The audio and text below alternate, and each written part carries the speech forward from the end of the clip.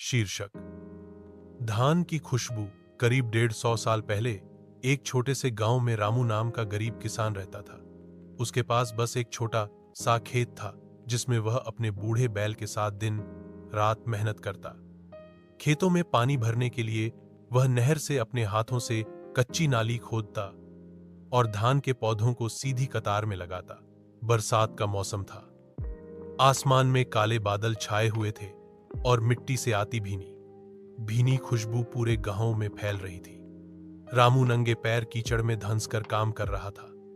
उसके पैरों में छाले थे, पीठ पर पसीना बह रहा था, लेकिन चेहरे पर संतोष की मुस्कान थी क्योंकि यह फसल ही उसके परिवार का सहारा थी। उसी समय गांव से एक अनजान मुसाफिर आया। वह भूखा और थका हुआ था।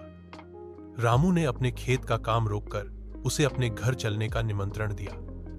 घर पहुंचकर उसने अपनी पत्नी से कहा, जो भी रोटी है पहले इसे खिला दो। पत्नी ने 2 मोटी ज्वार की रोटियां, प्याज और नमक मुसाफिर के आगे रख दिया।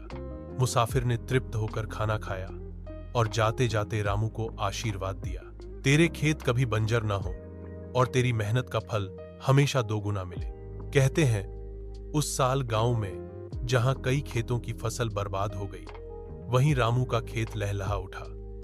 धान की बालियां इतनी झुकी कि मानो धरती को छूना चाहती हो।